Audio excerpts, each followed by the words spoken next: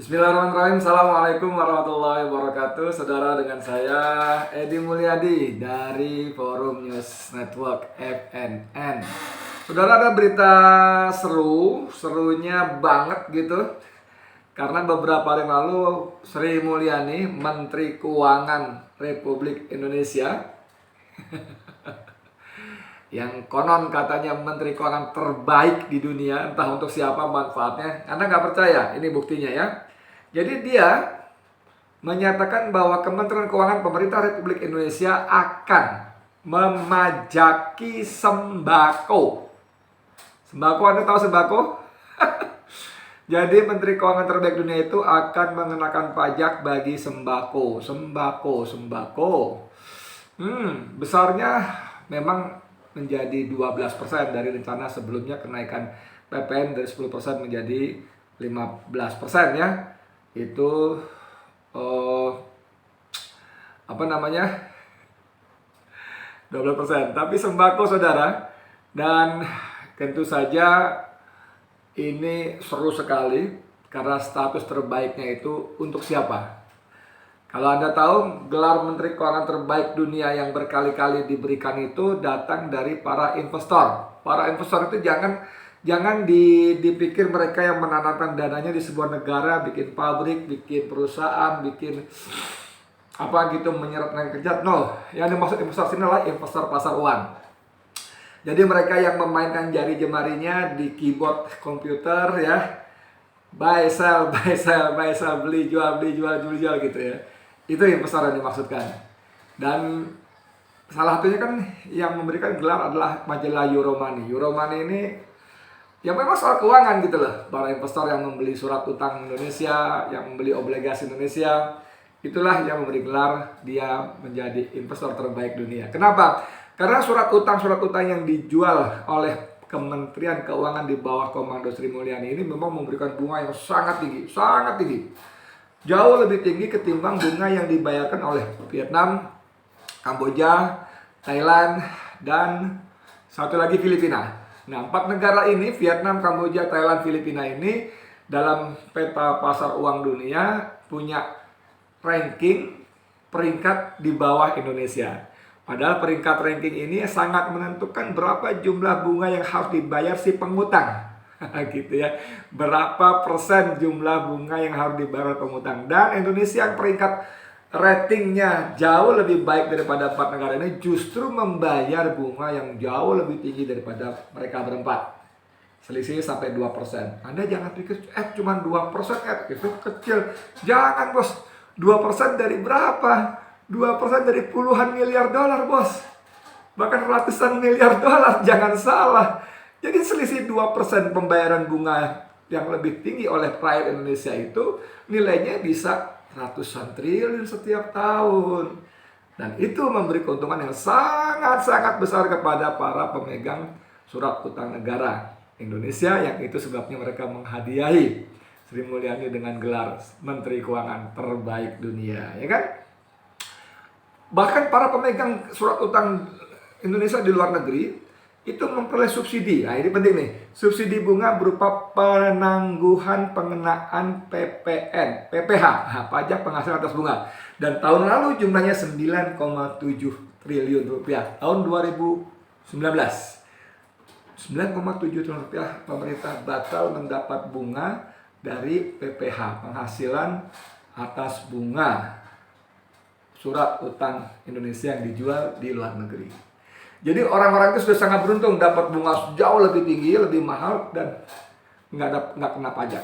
Beda, saudara, kalau Anda nabung di dalam negeri, di bank, di taruh tabungan, deposito, Anda kena pajak penghasilan atas bunga sebesar 20% kalau nggak salah. Jadi memang kalau untuk rakyatnya sendiri dia menggalak, kejam, sadis, pajakin semua diambil. Dan kegalakan ini berlangsung dengan rencana dia menerbitkan aturan untuk mengenakan pajak pertambahan nilai atas sembako, beras, gula, terigu, daging. Ada 11, bukan 9 ya, 11. 11 itu ada macam-macam jumlahnya. Aduh, dahsyat, bos. Kalau nggak salah di sini ada nih. Kalau sempat saya lihat ya. Oh, ini dia. Ini dia. Berikut daftar 11 bahan pokok yang bakal dikenakan PPN 12%. Beras, gabah, jagung, sagu, kedelai, garam, daging, telur, susu, buah-buahan, dan sayur-sayuran. Stop. Top, Marco, top. Apa yang terjadi? Tentu pedagang akan membebankan pajak ini kepada konsumen, pada pembelinya, dan itu secara gampang langsung dipahami, harga-harga akan naik. Betul nggak? Kalau harga akan naik, maka saudara yang punya istri di rumah, yang punya emak di rumah, yang belanja bulan harian di pasar akan membayar lebih mahal daripada seharusnya sebelumnya, seperti selama ini. Wow, dan ini seru sekali. Dan penolakan datang dari mana-mana, antara lain misalnya kita bisa membaca dari Wakil Ketua Umum Majelis Ulama Indonesia, Buya Profesor Anwar Abbas. Nah, ini kemarin dalam sebuah acara diskusi saya alhamdulillah berjumpa dengan beliau, walaupun karena pandemi ya cuma senyum sambil menangkupkan dua tangan. Buya, apa kabar? Oh, dia senyum-senyum juga, nggak berani sentuh. Kalau saya berani aja, tapi kan beliau karena sudah merasa lebih sepuh ya. COVID kan dianggap berbahaya, lebih berbahaya bagi orang-orang yang udah berusia lebih lanjut. Tapi Buya ini orang baik, Buya Anwar Abbas orang baik. Saya bacakan ya. Wakil Ketua Umum MUI, titik 2, sembako bakal kena PPN, banyak timbulkan mudarat. Nah, jadi menurut Pak Kiai ini, kalau pemerintah mengenakan PPN kepada sembako, bakal timbul banyak mudarat. Ini timbul ya, timbulkan, bukan Pak timbul tenggelam yang kemarin. Sehingga menjadi kucing. Kejauhan ya, sorry. Pemerintah berencana akan mengenakan pajak pertambahan nilai PPN pada barang kebutuhan pokok atau sembako yang penting bagi masyarakat. Padahal saat ini kebutuhan pokok itu masih bebas PPN. Oke? Rencana tersebut tertuang dalam revisi kelima Undang-Undang Nomor 6 Tahun 1983 tentang Ketentuan Umum dan Tata Cara Perpajakan (KUP). Namun, rencana itu mendapat respon dari Majelis Ulama Indonesia. Wakil Ketua Umum MUI Anwar Abbas menyebut pengenaan PPN pada kebutuhan sembako lebih banyak menimbulkan mudarat atau kerugian pada masyarakat. Ini sih memang dengan gampang lah kita akan langsung membayangkan harga-harga sembako akan naik di tengah pandemi, di tengah sulit dan beratnya beban masyarakat, di tengah banyaknya terjadi pemutusan hubungan kerja akibat pandemi COVID dan seterusnya dan sebagainya. Kata lanjut lagi, kalau sembako akan dilaksanakan PPN, maka dampaknya tentu saja harga-harga sembako akan naik, ujar Anwar dalam keterangannya Rabu kemarin ya. Dia melanjutkan, harga sembako naik tidak masalah asal daya beli masyarakat tinggi. Hanya saja saat ini kondisi akibat COVID-19 membuat pendapatan masyarakat menurun. Lalu ketika pendapatan masyarakat menurun, sembako oleh pemerintah akan dinaikkan PPN-nya. Maka yang akan sangat terpukul tentu saja masyarakat lapis bawah, terutama masyarakat miskin yang jumlahnya saat ini selama COVID-19 mungkin sudah mencapai angka sekitar 30 juta orang. Ditambah lagi dengan kelompok besar masyarakat yang ada sedikit di atasnya. Jadi menurut Profesor Buya Anwar Abbas ini kita amini betul lah, kita paham lah, kita setuju lah bahwa memang ini masalah yang sangat serius. Sangat serius, dan ini akan memukul daya beli masyarakat yang memang sudah rendah. Dan inilah yang akan dilakukan oleh Menteri Keuangan terbaik dunia. Dari sini Anda paham siapa yang menikmati kebaikan Menteri Keuangan ini? Rakyat yang mana? Rakyat kecil justru terus dipajaki. Anda masih ingat beberapa waktu lalu dia juga berencana akan menaikkan PPN, pajak pertambahan nilai, dari 10 menjadi 15%, dan ternyata kemudian diputuskan menjadi 12%. PPN itu terjadi setiap transaksi. Anda makan di sebuah kedai fast food, di sebuah kedai yang franchise gitu ya, Anda kena PPN. Anda belanja ini kena PPN, Anda beli itu kena PPN. Semuanya kena PPN, dan ini adalah cara mudah, cara gampangan bagi pemerintah di bawah Kementerian Sri Mulyani ini mencari uang dengan cara merogoh kantong rakyat lebih dalam lagi. Kepada pengusaha sangat besar dia bisa memberikan tax holiday. Anda tahu tax holiday? Tax holiday itu pembebasan pajak sampai 20 tahun. Sampai 20 tahun. Anda punya uang triliunan, investasikan, bikin pabrik, kerjasama sama RRC, Anda dapat 20 tahun. Pembebasan pajak. Nggak usah bayar pajak selama 20 tahun. Tapi Anda buka usaha kecil-kecilan, kumpul koperasi 10-20 orang, misalnya bikin pabrik tempe, pabrik tahu, pabrik keripik singkong, dan sebagainya. Belum apa-apa Anda kena berbagai macam peraturan. Ininya mana, izinnya itu mana, ininya dan sebagainya. Ya, seru sekali saudara. Ini lagi, ada lagi dari pedagang. Nah, ini pedagang ini sebetulnya relatif tadi saya katakan tadi bahwa dia tidak membayar PPN-nya karena akan di-forward, diteruskan kepada konsumennya. Tapi sebagai pedagang mereka tahu persis bahwa daya beli rakyat, daya beli masyarakat saat ini sangat-sangat terpukul akibat COVID dan sebagainya. Maka logikanya kalau harga barang mereka naikkan, cuma ada dua kemungkinan. Pertama yang beli tambah sedikit, aduh bang ini berapa sekian, baru kemarin naik, nggak jadi beli. Atau pembeli yang bagian besar mama akan maki-maki, abang gimana sih mau jual apa mau ngerampok dan sebagainya. Dan hal-hal seperti ini tidak dirasakan oleh Menteri Keuangan. Terbalik dunia, Sri Mulyani. Saya baca ya, tolak sembako kena PPN, pedagang pasar kami bisa gulung tikar. Nah ini paham nggak nih dokter lulusan luar negeri yang dahsyat ini, penganjur dan pejuang neolib? Ya nggak bisa. Sri Mulyani adalah tokoh pejuang neolib yang sangat tangguh. Wow. Pemerintah akan mengenakan pajak PPN terhadap barang kebutuhan pokok yang sangat dibutuhkan oleh rakyat banyak. Rencana ini mendapat penolakan dari Ikatan Pedagang Pasar Indonesia atau IKAPI. Mereka meminta pemerintah menghentikan rencana ini. Seperti diketahui, PPN juga dikenakan pada barang hasil pertambangan atau pengeboran yang diambil langsung dari sumbernya. Kebijakan itu akan tertuang dalam perluasan objek pajak PPN yang diatur dalam revisi Undang-Undang Nomor 6 Tahun 83 tentang Ketentuan Umum Tata Cara Perpajakan. Ketua Umum IKAPI Abdullah Mansuri mengatakan jika bahan pokok dikenakan PPN, maka akan membebani masyarakat sebab barang yang dikenakan PPN meliputi beras dan gabah, jagung, sagu, kedelai, garam konsumsi, daging, telur, susu, buah-buahan, dan sayur-sayuran, umbi-umbian, dan seterusnya, dan gula. Lebih lanjut, dia berujar bahwa pedagang pasar sedang mengalami sulit karena lebih dari 50% omset dagangan turun. Sementara itu pemerintah dinilai belum mampu melakukan stabilitas bahan pangan dalam beberapa bulan terakhir. Kami mencatat lebih dari 50% omset pedagang pasar menurun. Di samping itu pemerintah belum mampu melakukan stabilitas pangan di beberapa bulan terakhir. Harga cabai bulan lalu Rp100.000 per kilogram, dan 100.000 per. Harga daging sapi belum stabil, mau dibebani PPN lagi. Gila, ucap Mansuri dalam keterangan tertulisnya Rabu kemarin. Rakyat mesti bagaimana, Mbok Sri? Sampean kan orang pinter, Mbok Sri.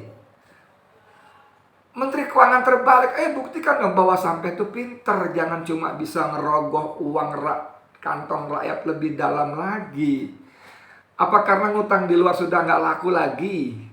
Nggak dapat lagi, lalu sampai lihat ke dalam rakyatnya, mana lagi yang kita bisa pajaki, berapa dalam lagi kantong rakyat kita bisa rogoh. Udahlah, aduh, masa nggak kasihan kalau sampai Menteri Keuangan yang nggak ngapa-ngapain, belanja enggak, yang belanja pembantu, ya kan? Dan itu duit subsidi dari rakyat. Anda dapat gaji gede, nggak gede sih, gaji menteri kan cuma 19 juta, tapi kan fasilitasnya. Anda kemana-mana beli bensin yang bayar negara, sopir dibayarin negara, mobil dibeliin negara oleh rakyat Indonesia. Keluar negeri naik pesawat first class dibayar oleh rakyat. Masuk hotel yang first class Presiden Suite dibayar oleh rakyat. Semuanya Anda dibayarin rakyat gitu loh.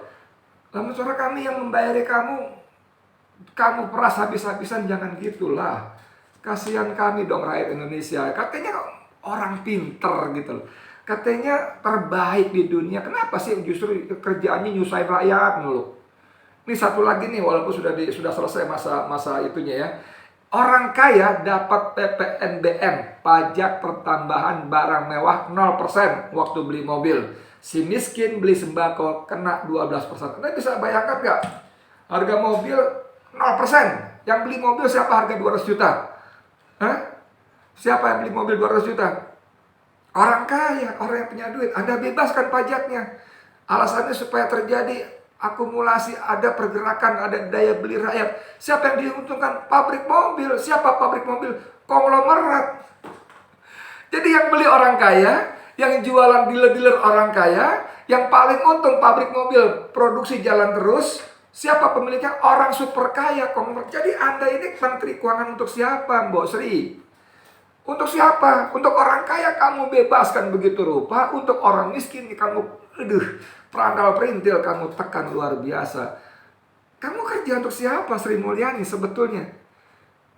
Gila kata pedagang pasar tadi, Mansuri tadi, kata ketua Ikatan Pedagang Pasar tadi. Ini gila, gila. Maksud saya, kalau penguasa masih punya akal sehat, bisa disebut gila. Tapi kalau akal kamu udah nggak sehat, ya sudah, nggak bisa disebut gila lagi. Orang nggak sehat akalnya kan gitu kan. Ya Allah, dosa kita rakyat Indonesia kayak ini ya. Mungkin kita punya kesempatan memilih pemimpin yang baik dalam 5 tahun sekali. Kita tolak orang-orang baik, orang-orang jujur, karena kita dapat amplop, dapat serangan pajar, dapat sembako dari orang-orang yang dibiayai oleh bohir-bohirnya, oleh cukong-cukongnya. Siapa? Para oligarki, taipan-taipan besar tadi. Mereka bagi-bagi duit. Pilih saya. Mereka pasang iklan gede-gede di pinggir jalan, baliho-baliho. Mereka bayar iklan di televisi. Mereka bayar buzzer. Sorry banget, mereka juga bayar wartawan untuk menulis berita tentang mereka. Aduh, dan kita rakyat ketika nyoblos juga dengan 100 ribu, 300 ribu, 500 ribu memilih orang-orang seperti itu. Akhirnya setelah itu dengan membayar uang 300-500 ribu, dalam 5 tahun kita diperas terus oleh penguasa yang sama sekali tidak berhati nurani, tidak berpihak pada rakyat. Anda mau membela diri apa kalau PPN sembako tidak disebut memeras rakyat? Boleh salah. Siapa? Sri Mulyani, stafnya siapa kayak menjelaskan ini, itu, dan sebagainya. Faktanya rakyat membayar lebih mahal, itu aja. Simple, buat rakyat nggak penting menjalankan begini, bukono, nggak penting. Yang rakyat itu rasakan adalah dia membayar lebih mahal. Yang rasakan adalah dia harus mengeluarkan uang lebih banyak untuk barang yang mestinya bisa dia peroleh dengan harga yang lebih wajar. Ayo. Menteri Keuangan terbalik dunia. Kapan insafnya kamu bikin utang ribuan triliun dengan bunga sangat tinggi, setelah itu kamu berhenti jadi menteri, entah bebas dengan uangmu yang banyak kemana-mana. Tapi yang bayar kami, rakyat Indonesia selama berpuluh tahun bayar uang pajak, uang utang yang dibuat tanpa kami tahu untuk apa. Jangan bilang untuk pembangunan, infrastruktur ngutang. Itu BUMN yang bayar, sehingga hutang-hutang mereka naik 400-500%. Sehingga rasio utang dan modal mereka sampai 4-5 kali. Dan menjelang bangkrut itu, secara teknis bahkan sudah bangkrut, kata ekonom senior Reza Ramli. Ya ampun. Sembako. Begitu kalapnya kamu, Sri Mulyani. Sehingga rakyat kamu benar-benar peras, habis sampai tetes darah penghabisan. Ya Allah. Saya Edi Mulyadi untuk FNN. Assalamualaikum warahmatullahi wabarakatuh.